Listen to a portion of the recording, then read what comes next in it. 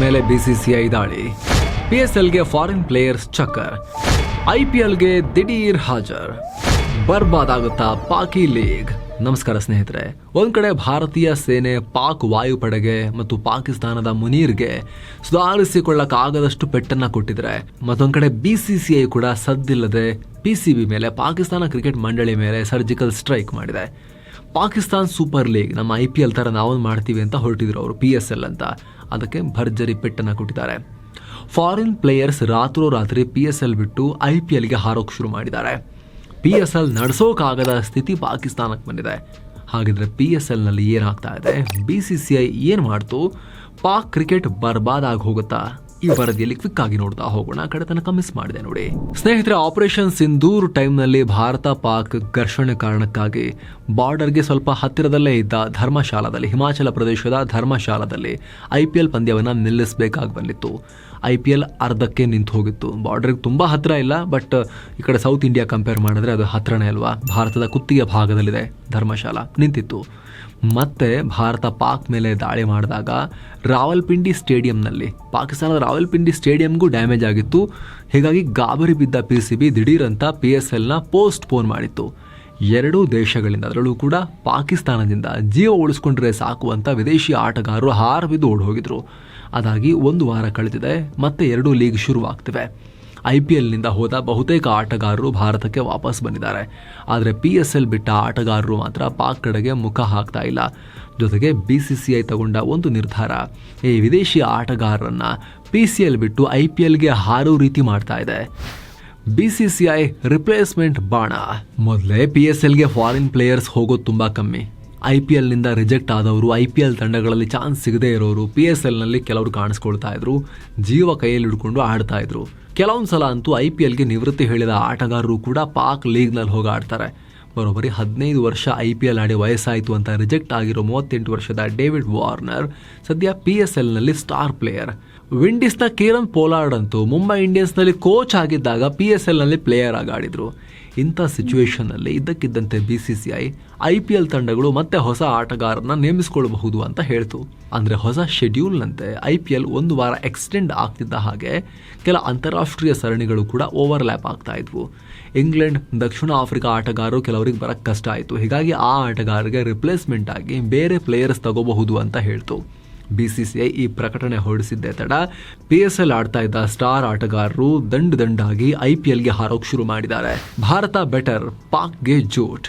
ಶ್ರೀಲಂಕಾದ ಸ್ಫೋಟಕ wicket keeper batter ಕುಸಾಲ್ Mendis PSLನ ಕ್ವೆಟ್ಟಾ gladiators ಟೀಮ್ನಲ್ಲಿ ಆಡ್ತಾ ಇದ್ರು. 4ನೇ ಕ್ರಮಾಂಕದಲ್ಲಿ ಕ್ವೆಟ್ಟಾ ತಂಡಕ್ಕೆ ಕೀ ಪ್ಲೇಯರ್, ವಿಕೆಟ್ ಕೀಪರ್ ಬೇರೆ. 5 ಪಂದ್ಯಗಳಲ್ಲಿ 168ರ ಸರಾಸರಿಯಲ್ಲಿ 143 ರನ್ ಬಾರಿಸಿದ್ರು. PSL ನಿಂತಾಗ ಶ್ರೀಲಂಕಾಗೆ ವಾಪಸ್ ಆಗಿದ್ರು. ಪರ್ಸನಲ್ ಸೇಫ್ಟಿ ಇರದ ಕಾರಣದಿಂದ ವಾಪಸ್ ಹೋಗಲ್ಲ ಅಂತ ಹೇಳಿದ್ರು. ಆದರೆ IPL ಅವಕಾಶ ಓಪನ್ ಆದ ತಕ್ಷಣ ಭಾರತಕ್ಕೆ ಜಂಪ್ ಆಗಿದ್ದಾರೆ. ವಿಂಡೀಸ್ ವಿರುದ್ಧ ಇಂಗ್ಲೆಂಡ್ ODI ಸರಣಿ ಆಡ್ತಿರೋದ್ರಿಂದ ಗುಜರಾತ್ ಟೈಟನ್ಸ್ನ ಜಾಸ್ ಬಟ್ಲರ್ ಪ್ಲೇ ಆಫ್ ಆಡೋಕ್ಕಾಗಲ್ಲ. ಹೀಗಾಗಿ ಬಟ್ಲರ್ಗೆ ಬದಲಿ ಆಟಗಾರನಾಗಿ ಕುಸಾಲ್ ಮೆಂಡಿಸ್ ಬರ್ತಾ ಇದ್ದಾರೆ. ಗುಜರಾತ್ ಹತ್ರ ಆಲ್ರೆಡಿ ಎಕ್ಸ್ಟ್ರಾ 2 ವಿಕೆಟ್ ಕೀಪರ್ಸ್ ಇದ್ದಾರೆ. ಹೀಗಾಗಿ ಕುಸಾಲ್ ಮೆಂಡಿಸ್ರನ್ನ ನೇರ ಪ್ಲೇ ಆಫ್ನಲ್ಲಿ ಆಡಿಸ್ತಾರಾ ಇಲ್ವಾ ನೋಡಬೇಕು. ಆದರೂ ಕೂಡ ಹಿಂಗಿದ್ರೂ ಮೆಂಡಿಸ್ PSL ಬಿಟ್ಟು IPLಗೆ ಬರೋಕೆ ಒಪ್ಕೊಂಡಿದ್ದಾರೆ. ಆತ ನ್ಯೂಜಿಲೆಂಡ್ ವೇಗಿ ಕೈಲ್ ಜಾಮೈಸನ್, ಇವರು ಕೂಡ ಕ್ವೆಟ್ಟಾ ಗ್ಲಾಡಿಯೇಟರ್ಸ್ಗೆ ಆಡ್ತಾ ಇದ್ರು. ಆದರೆ ಪಂಜಾಬ್ ಕಿಂಗ್ಸ್ನ ಲಾಕಿ ಫರ್ಗ್ಯೂಸನ್ ಇಂಜುರಿ ಆಗಿರೋದ್ರಿಂದ ಅವರಿಗೆ ರಿಪ್ಲೇಸ್ಮೆಂಟ್ ಆಗಿ IPLಗೆ ಬರೋಕೆ ಒಪ್ಕೊಂಡಿದ್ದಾರೆ. ಮತ್ತೊಂದು ಕಡೆ ಆಸ್ಟ್ರೇಲಿಯಾದ ಆಲ್ರೌಂಡರ್ ಮಿಶೆಲ್ ಓವನ್ PSLನ ಪೇಶಾವರ್ ಜಲ್ಮಿ ತಂಡಕ್ಕೆ ಆಡ್ತಾ ಇದ್ರು. ಪೇಶಾವರ್ ಜಲ್ಮಿ ಇವರು ಕೂಡ ಪೇಶಾವರ್ಗೆ ಕೀ ಪ್ಲೇಯರ್. 8 ಪಂದ್ಯಗಳಲ್ಲಿ 190 ಸ್ಟ್ರೈಕ್ ರೇಟ್ನಲ್ಲಿ 102 ರನ್ ಬಾರಿಸಿದ್ದಲ್ಲದೆ 2 ಇನ್ನಿಂಗ್ಸ್ನಲ್ಲಿ 2 ವಿಕೆಟ್ ತೆಗೆದಿದ್ರು. PSL ನಿಂತ ತಕ್ಷಣ ವಾಪಸ್ ಹೋಗಿದ್ರು. ಆದ್ರೀಗ ಪಂಜಾಬ್ ಕಿಂಗ್ಸ್ನ ಗ್ಲೆನ್ ಮ್ಯಾಕ್ಸ್ವೆಲ್ ಇಂಜುರಿಗೊಳಗಾಗಿರೋದ್ರಿಂದ IPLನಿಂದ ಹೊರಗುಳಿದಿದ್ದಾರೆ. ಏನೋ ಸ್ನೇಹಿತರೆ, ವರದಿಯಲ್ಲಿ ಮುಂದುವರಿಯುವ ಮುನ್ನ 7 ಸ್ಯಾನ್ಸ್ ಟೂರಿಸಂ ಕಂಪನಿ ಕಾಶಿ ಅಯೋಧ್ಯೆಗೆ ಮತ್ತೊಂದು ಟ್ರಿಪ್ ಆಯೋಜನೆ ಮಾಡಿದೆ. Kashi Ayodhya Triveni Sangam 3 night 4 days trip. ಇದು ಆಫರ್ ಪ್ರೈಸ್ ಕೇವಲ 32,500 ರೂಪಾಯಿ. ಪ್ಯಾಕೇಜ್ ನಲ್ಲಿ ಫ್ಲೈಟ್ ಟಿಕೆಟ್ಸ್ ಇರುತ್ತೆ, 3 star hotel stay, all meals, ದೇವರ ದರ್ಶನ, AC ಟ್ರಾನ್ಸ್ಪೋರ್ಟ್ ವ್ಯವಸ್ಥೆ, ಬೋಟಿಂಗ್ ಮತ್ತು auto charges, 24/7 Kannada tour manager ಹಾಗೂ ಹಿರಿಯ ನಾಗರಿಕರಿಗೆ ವಿಶೇಷ ಕೇರ್ ಇರುತ್ತೆ. ಹೊರಡೋ ದಿನ ಜೂನ್ 25ನೇ ತಾರೀಕು. ಕೆಲವೇ ಸೀಟುಗಳು ಲಭ್ಯ. ಆಸಕ್ತರು ಈ ಕೂಡಲೇ ಕಾಲ್ ಮಾಡಿ ನಿಮ್ಮ ಸೀಟನ್ನ ಕೂಡ ಬುಕ್ ಮಾಡಿ. ಬನ್ನಿ ಈಗ ವರದಿಯಲ್ಲಿ ಮುಂದುವರಿಯೋಣ. ಹೀಗಾಗಿ ಮ್ಯಾಕ್ಸ್ವೆಲ್ಗೆ ಬದಲಿ ಆಟಗಾರನಾಗಿ ಮಿಶೆಲ್ ಓವನ್ ಭಾರತಕ್ಕೆ ಬರ್ತಾ ಇದ್ದಾರೆ. ಹೀಗೆ ಸಾಲು ಸಾಲು ಆಟಗಾರರು PSL ಬಿಟ್ಟು IPLನ ಆಯ್ಕೆ ಮಾಡ್ಕೊಳ್ತಿದ್ದಾರೆ. ಅಂದಹಾಗೆ ಫಾರಿನ್ ಪ್ಲೇಯರ್ಸ್ ಈ ಥರ ಮಾಡ್ತಿರೋದು ಹೊಸ್ತಲ್ಲ. ಈ IPL ಸೀಸನ್ ಆರಂಭಕ್ಕೂ ಮುನ್ನ ದಕ್ಷಿಣ ಆಫ್ರಿಕಾದ ಯುವ ಸೆನ್ಸೇಷನ್ ಕಾರ್ವಿನ್ ಬಾಷ್ PSLಗೆ ಆಯ್ಕೆಯಾಗಿದ್ರು. ಅವರು ಕೂಡ ಪೇಶಾವರ ಝಲ್ಮಿ ತಂಡಕ್ಕೆ ಆಯ್ಕೆಯಾಗಿದ್ರು. ಆದರೆ ಮುಂಬೈ ಇಂಡಿಯನ್ಸ್ ಕಾಲ್ ಮಾಡಿದ್ದೆ ತಡ ಝಲ್ಮಿಗೆ ಟಾಟಾ ಝಲ್ಮಿ ಅಂತ ಹೇಳಿ ಕಾಂಟ್ರಾಕ್ಟ್ನ ಬಿಸಾಕಿ ಭಾರತಕ್ಕೆ ಹಾರ್ಕೊಂಡ್ಬಂದಿದ್ರು. PSLನವರು ಅದೆಂಗ್ರಿ ಹಂಗೆ ಮಾಡ್ತೀರಾ ನೀವು ಅಂತ ಹೇಳಿ ಇವರಿಗೆ ಬಾಷ್ಗೆ ನೋಟಿಸ್ ಕೊಟ್ಟಿದ್ರು. ಅವ್ರು ಕೇರ್ ಮಾಡಿಲ್ಲ ನೋಟಿಸ್ಗೆ.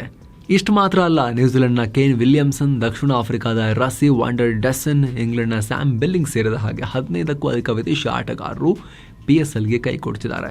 ಇದರಲ್ಲಿ ಅನೇಕರಿಗೆ IPL ಟೀಮ್ಗಳು ಗಾಳ ಹಾಕ್ತವೆ. ಹೀಗಾಗಿ PSL ಭಾರಿ ಪ್ರೆಷರ್ನಲ್ಲಿದೆ. ಸ್ಟಾರ್ ಆಟಗಾರರಿಲ್ಲದೆ ಟೂರ್ನಿ ನಡೆಸಬೇಕಾಗ್ತಾ ಇದೆ. PSL ನಡೆಸೋಕೆ ಬಿಡ್ತಾ ಇಲ್ಲ BCCI. ಸಾಲ್ದು ಅಂತ BCCI ಪಾಕಿಸ್ತಾನದ ಹೊರಗೆ PSL ನಡೆಸೋಕೂ ಬಿಟ್ಟಿರಲಿಲ್ಲ. ಭಾರತ ಡ್ರೋನ್ ಮಿಸೈಲ್ ಮಳೆ ಸುರಿಸಿದ್ದನ್ನು ನೋಡಿ ಪಾಕ್ ಕ್ರಿಕೆಟ್ ಮಂಡಳಿ ವಿದೇಶಿ ಆಟಗಾರರು ವಾಪಸ್ ಬರಲ್ಲ ಅಂತ ಲೆಕ್ಕ ಹಾಕಿತ್ತು. ಹೀಗಾಗಿ ತಕ್ಷಣ ಪಕ್ಕದ UAEನಲ್ಲಿ PSL ಮುಂದುವರಿಸಬೇಕು ಅಂತ ಅಂದ್ಕೊಂಡಿತ್ತು. ಡಿಕ್ಲೇರ್ ಕೂಡ ಮಾಡಿಬಿಟ್ಟಿತ್ತು. ಆಮೇಲೆ UAE ಕೇಳೇ ಇರಲಿಲ್ಲ, ಇವರೇ ಘೋಷಿಸ್ಕೊಂಡ್ಬಿಟ್ಟಿದ್ರು. ಆಮೇಲೆ UAEಗೆ ಅರ್ಜಿ ಹಾಕಿದ್ರು. ಆದರೆ BCCIನ ಗುಟುರು ಬೆನ್ನಲ್ಲೇ UAE ಪಾಕ್ ಅರ್ಜಿಯನ್ನು ಒಳಗೆ ಬಿಟ್ಕೊಳ್ಳಲಿಲ್ಲ.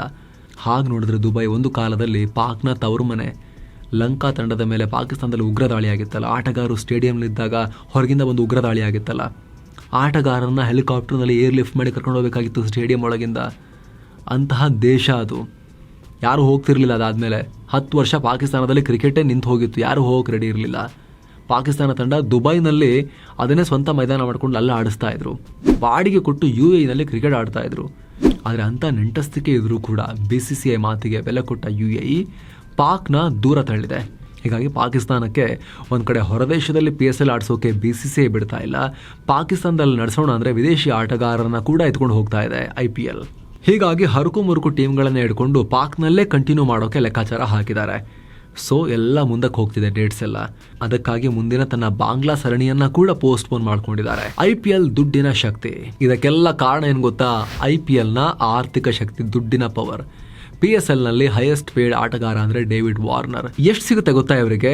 ಬರೀ $3 ಲಕ್ಷ, $2.5 ಕೋಟಿ. ನಮ್ಮಲ್ಲಿ ಹರಾಜಿನ ಹಣ ಬಿಡಿ, ಕೇವಲ ಮ್ಯಾಚ್ ಫೀ ಆಗಿನೇ BCCI ಪ್ರತಿ ಪ್ಲೇಯರ್ಗೆ ಪ್ರತಿ ಮ್ಯಾಚ್ಗೆ $7.5 ಲಕ್ಷ ಕೊಡುತ್ತೆ. ಈ ಹಣನೇ ಒಂದು ಸೀಸನ್ಗೆ ಹತ್ತತ್ರ $1.25 ಕೋಟಿ ಆಗುತ್ತೆ. ಅಂಥದ್ರಲ್ಲಿ PSLನ ಅತ್ಯಂತ ಗರಿಷ್ಠ ಮೊತ್ತ ಇಡೀ ಸೀಸನ್ಗೆ $2.5 ಕೋಟಿ. ಇದು ಬಿಟ್ಟಾಕಿ ಪಾಕಿಸ್ತಾನ ಪ್ರೀಮಿಯರ್ ಲೀಗ್ನ ಒಟ್ಟಾರೆ ನೆಟ್ವರ್ತ್ $300 ಮಿಲಿಯನ್ ಅಂತ ಹೇಳ್ತಾರೆ. ಹೀಗಿರುವಾಗ IPLಗೂ PSLಗೂ ಕಂಪೇರೇ ಮಾಡೋಕ್ಕಾಗಲ್ಲ. ಹಾಗೆ IPL ಕ್ವಾಲಿಟಿಗೂ PSL ಕ್ವಾಲಿಟಿಗೂ ಅಜಗಜಾಂತರ ವ್ಯತ್ಯಾಸ ಇದೆ.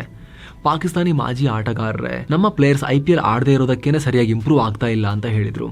ಹೀಗಾಗಿ ಸಹಜವಾಗಿ ವಿದೇಶಿ ಆಟಗಾರರು PSLಗಿಂತ IPLನ ಹೆಚ್ಚು ಪ್ರಿಫರ್ ಮಾಡ್ತಾರೆ. ಕಾಂಪಿಟೇಟಿವ್ನೆಸ್ ಚೆನ್ನಾಗಿದೆ. ಪಾಕಿಸ್ತಾನ ಥರ ಕರಪ್ಟ್ ಅಲ್ಲ ಇಲ್ಲಿ ಕ್ರಿಕೆಟ್. ಪಾಕಿಸ್ತಾನದಲ್ಲಿ ಕರಪ್ಷನ್ದು ಏನು ಲೆಕ್ಕಾಚಾರ ಹೇಳೋಕ್ಕೆ ಆಗಲ್ಲ. ಅಲ್ಲಿನ ಕ್ರಿಕೆಟನ್ನು ಯಾರು ನಂಬೋದೂ ಇಲ್ಲ. ಆದರೆ ಭಾರತದಲ್ಲಿ ತುಂಬ ಕಾಂಪಿಟೇಟಿವ್ನೆಸ್ ಇದೆ. ಇತ್ತೀಚೆಗೆ ಚಾನ್ಸ್ ಸಿಕ್ಕ ತಕ್ಷಣ ಭಾರತಕ್ಕೆ ಹಾರ್ತಾ ಇದ್ದಾರೆ ವಿದೇಶಿ ಆಟಗಾರರು. ಸ್ನೇಹಿತರೆ, ಎರಡೂ ಲೀಗ್ಗಳ ಹಣಕಾಸು ಸ್ಥಿತಿಯನ್ನು ಅಥವಾ ಎರಡೂ ದೇಶಗಳ ಆರ್ಥಿಕ ಶಕ್ತಿಯನ್ನು ಹೋಲಿಕೆ ಮಾಡಬಾರ್ದು. ಆದರೆ ಪಾಕಿಸ್ತಾನವನ್ನ ಎಲ್ಲೆಲ್ಲಾಗುತ್ತೋ ಅಲ್ಲೆಲ್ಲ ಹೊಡ್ತಾ ಕೊಡ್ತಾ ಹೋಗಬೇಕು ಅನ್ನೋದು ದಿನ ಬೆಳಗಾದ್ರೆ ಭಾರತದೊಂದಿಗೆ ಸಮಸ್ಯೆ ಮಾಡ್ಕೊಂಡ್ರೆ ಒಳ್ಳೇದಾಗಲ್ಲ, ನಮಗೆ ಸಮಸ್ಯೆ ಆಗುತ್ತೆ ಅನ್ನೋದು ಅವರಿಗೆ ಪ್ರತಿದಿನ ಎದ್ದಾಗ ನೆನಪಾಗಬೇಕು. ಪಾಕಿಸ್ತಾನದ ಬ್ಯಾಟರಿಯಲ್ಲಿ ಅಳಿದುಳಿದಿರೋ ಚಾರ್ಜ್ ಅನ್ನ ಕೂಡ ಖಾಲಿ ಮಾಡ್ತಾ ಹೋಗಬೇಕು. ಪಾಕಿಸ್ತಾನದ ಚೂರು ಪಾರು ಸಾಫ್ಟ್ ಪವರ್ ಅಂತ ಉಳಿದಿರೋದು ಕ್ರಿಕೆಟ್ನಿಂದಾಗಿ. ಹೀಗಾಗಿ ಕ್ರಿಕೆಟ್ ಅಲ್ಲೂ ಕೂಡ ಪಾಕಿಗಳನ್ನ ಕಟ್ ಹಾಕಬೇಕು. ಈ ಬಗ್ಗೆ ನಿಮಗೆ ಅನಿಸುತ್ತೆ ಕಾಮೆಂಟ್ ಮಾಡಿ ತಿಳಿಸಿ. ಮತ್ತೆ ಭೇಟಿ ಆಗ್ತಿರೋಣ. ನಮಸ್ತೆ.